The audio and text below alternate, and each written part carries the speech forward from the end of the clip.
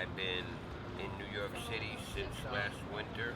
I started out on 29th and 6th Avenue in the Sentinel Hotel, paying $160 a night, and I ran out of money. The U.S. government, the VA, stopped my military benefits because I don't want to take Ritalin. I got hit from behind with an AK-47, and there was convoy of two Hummers, and we turned into a village about 3-4 clicks outside Baghdad, and it was supposed to be non-active, no military might. And when we turned in and we made a left, we drove down, and it was setting like a gully, like you went down. So we drove down.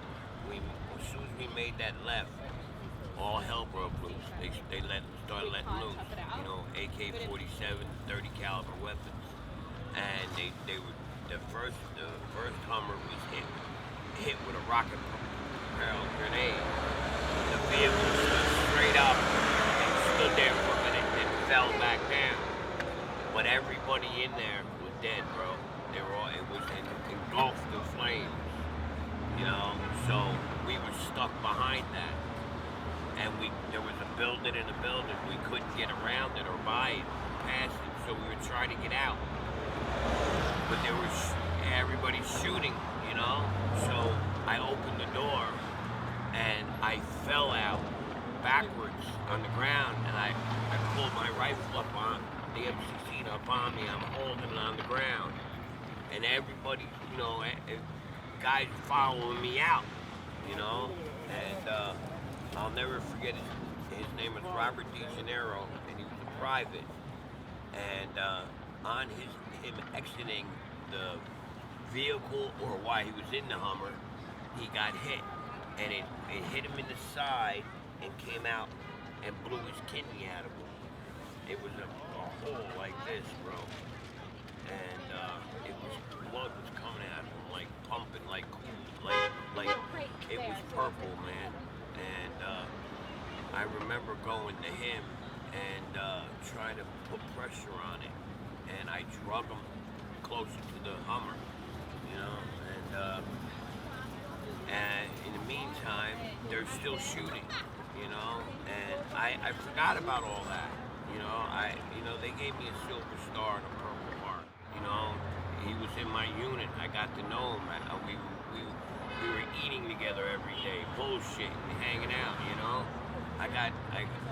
Rob and Rob became friends, and he just, right before we went to Kuwait, he had a son, and he never saw his son. He was born, and while he was over there, and the first thing he get when he got hit, and he says to me, am I gonna make it? How bad is it? And the first thing he mentioned was his son. I ain't never seen my son. And I said, no, you're gonna see him. You're gonna make it. You're gonna make it, soldier.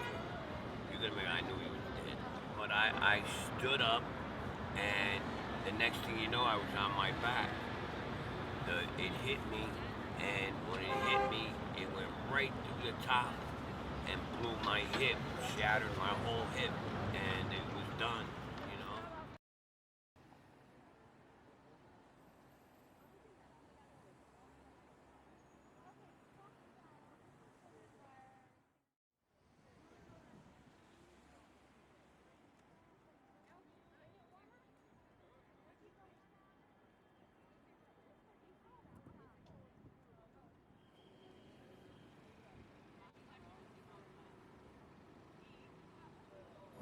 My name's Patrick.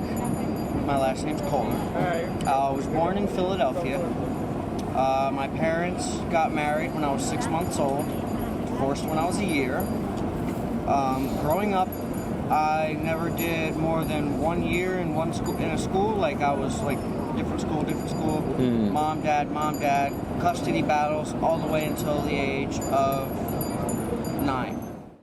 My dad has the equipment. I could dig out ponds. We already have a catfish pond.